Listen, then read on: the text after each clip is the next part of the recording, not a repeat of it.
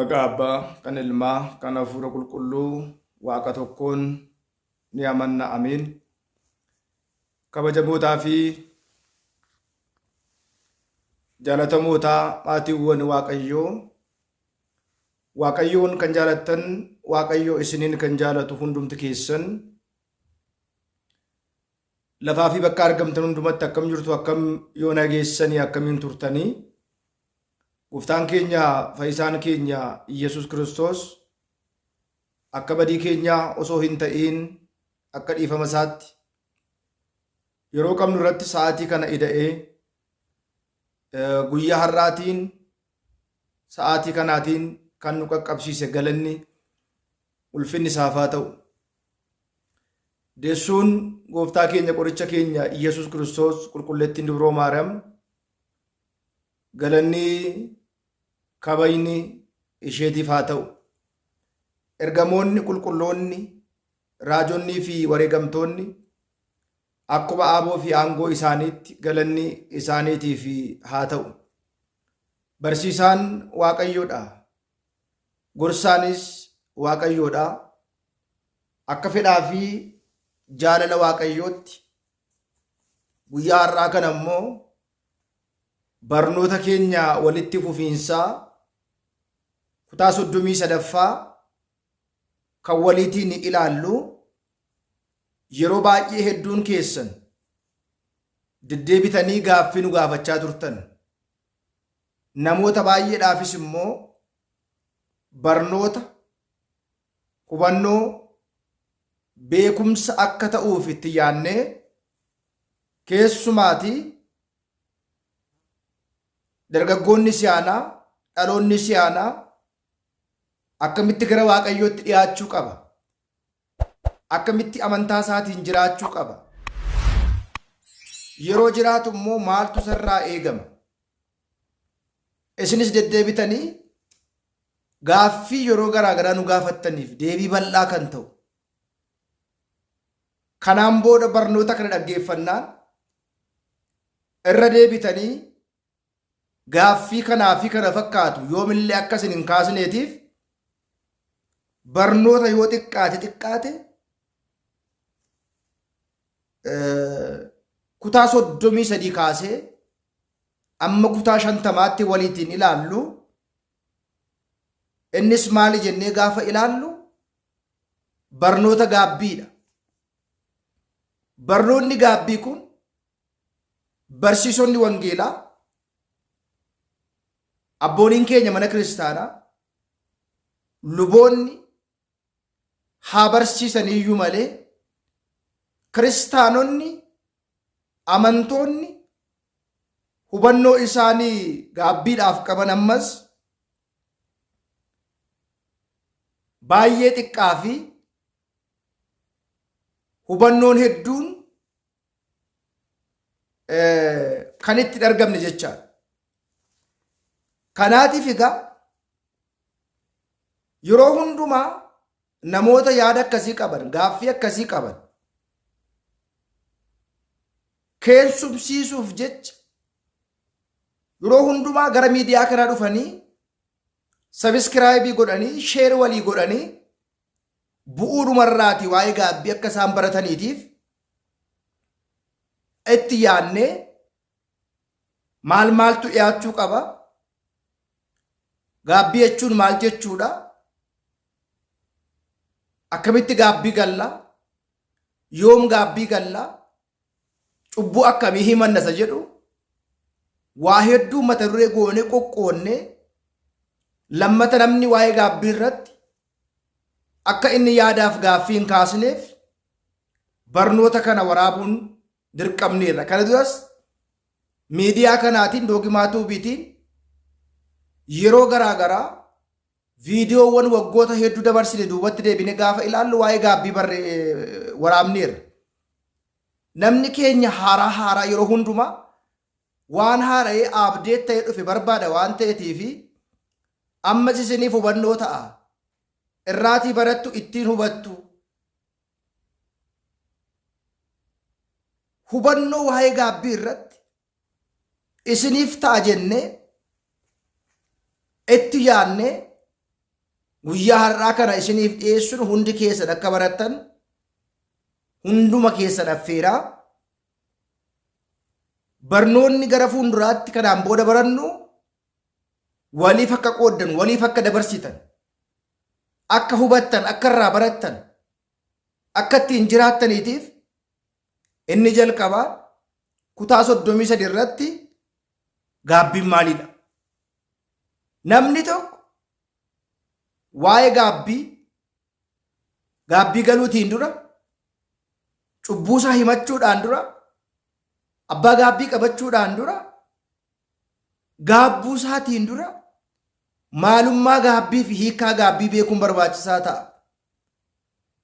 Maaliif hojjettanii waan hin beekne raawwachuun, waan nuuf hin galle taasisuun barbaachisaa waan hin taaneef, hubachuu waan qabnuuf, nuu galuu waan qabuuf, seeraatiin heeraatiin hubanneetti deemu waan qabnuudhaa fi gaabbiin maalidha? Jechumti isaayyuu gaabbuudha. Maalidha gaabbiin? Maaliif gaabbii jedhame? Maaliif gaabbina?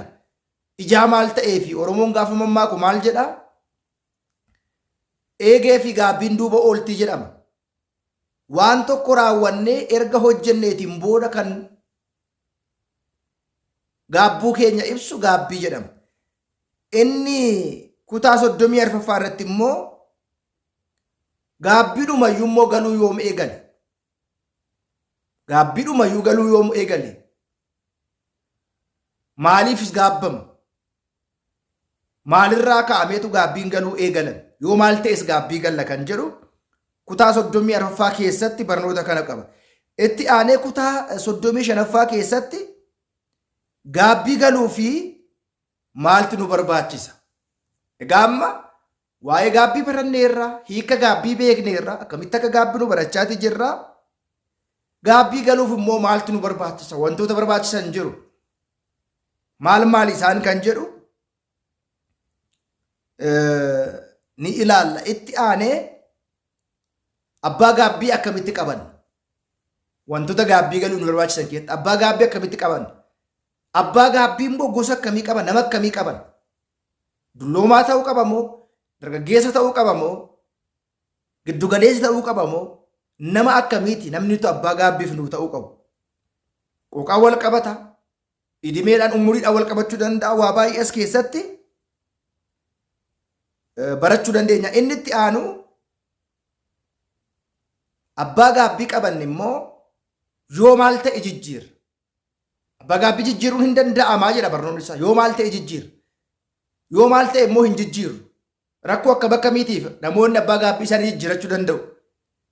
Rakkoo akkam akkamiitiif immoo abbaa gaabbii isaanii jijjiirachuu hin dandeenye kan jedhu kutaa 37ffaa keessatti kan walitti ilaallu ta'a jecha.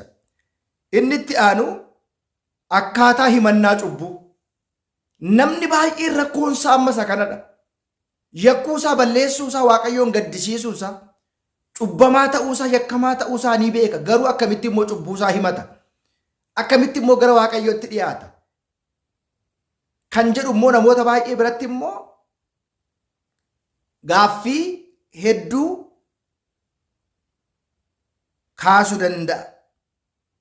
Inni itti aanu immoo namoonni baay'een keessan, keessumaa shamarroonni biyya Arabaa jirtan kasin deddeebitanii guyyaa guyyaatiin yeroo yerootiin nu gaafattanii onlaayiniitiin gaabbii galuun hin danda'amaayi. Hin danda'ama yoo ta'e akkamitti? Hin danda'amu yoo ta'e immoo akkamitti? Asirratti yeroo baay'ee barsiisonni mana kiristaanaa keenyaa, luboonni mana kiristaanaa keenyaa kanarratti yommuu isaan wal morman, kanarratti yommuu isaan wal falman nama baay'ee dhageenya. Gaabbii onlaayiniin hin galama moo hin galamu? Gariin isaanii lakkii abaluun seera hojjetate malee, ittiin nyaachuudhaaf malee, faayidaa argachuudhaaf malee gaabbiin onlaayiniin hin galamu. Gareen isaanii immoo lakkii namni Araba yoo taa'e gaabbuusaatu barbaadama. Yoo otoo cubbuusaa hin himatiin du'uurra cubbuusaa himatee du'uu qaba.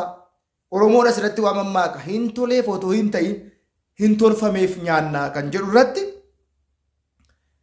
barnoota hedduu asirratti kan argannuu fi kan fudhannu jechaadha. Waa'ee gaabbii onlaayinii kana nama baay'ee namoonni baay'een kanaan yeroo isaan wal morman kanaan yeroo isaan wal falman namoota baay'ee dhagaa jirra waan ta'eef akkamitti kana gaabbiin onlaayinii hin galama moo hin galamu isa jedhu irratti manni kiristaanaa seerri mana kiristaanaa maal jedha isa jedhu bal'inaatiin kan laallu ta'a jechaadha. Itti aanee cubbuu keenya immoo yoomii kaasneetu himanna. Eessarraa kaasneetu himanna. Haala himannaa gaabbii keessatti kamirraa kaana waa'ee cubbuutiif. Yakka keenya ka'umsa goonee himachuu kan eegallu isa kamirraati kan jiru. Inni itti aanu immoo gosoota cubbuu maal fa'i isaan? Maal fa'i gosoonni cubbuu? Himachuu kan qabnu, hafuu kan hin qabne. Nutis cubbuudha kan jedhe macaafni qulqulluus cubbuudha jedhee kan kaa'e maal fa'i? As keessatti hojiiwwan hafuuraa fi hojiiwwan foonii adda baasuun barbaachisaadha waan ta'eef Galaatiyaa 5 boqonnaa 11 kaasnee ilaaluun barbaachisaadha. Itti aanee cubbuu kan ta'an maal fa'i? Gosootuma cubbuu keessatti waan ilaalamaniif kanas ni ilaala jechuudha. Inni itti aanu gaabbii himachuu keessatti saalfii fi qaaniin ni barbaachisa moo hin barbaachisu? Namoonni baay'ee cubbuu himachuu keessatti saalfii fi qaanii hin qaana'u hin saalfatu. Maal jedheetan badii kana himan? Maal jedheetan luba kanatti kana jedhee haasaa jedhanii qaana'anii bakka isaanitti cubbuu gurguddaa ta'e hambisanii xixiqqoo ishii himatan jira. Kun barbaachisaadha moo barbaachisaa miti isa jedhudha. Kutaan 41ffaa immoo cubbuu himachuu keessatti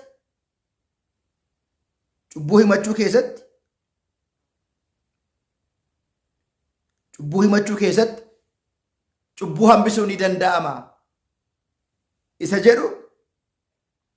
Cubbuu himachuu keessatti sodaa. Kun immoo rakkoo guddaadha. Namoonni baay'een gaabbii galuu barbaadanii gaabbii galuu fedhanii ni yaadu gaabbii galuu barbaadu garuu hin sodaatu. Maaliif kana godhu? Maal takka isaan godha? Inni 42ffaa immoo gaabbii galuudhaaf namoonni maaliif sodaatu? Gaabbii galuudhaaf namoonni maaliif sodaatu kan jedhudha. Inni itti aanu seexanni akka gaabbii gallu hin barbaadu.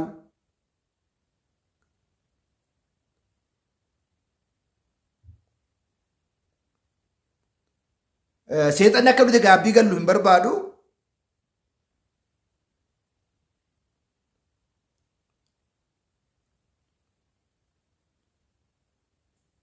Kanaaf wal qabate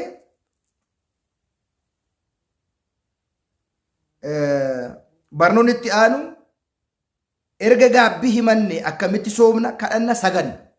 Gaabbii gallee waa sadii barbaachisa sooma sagada kadhannaadha akkamitti maal jechaa saganna.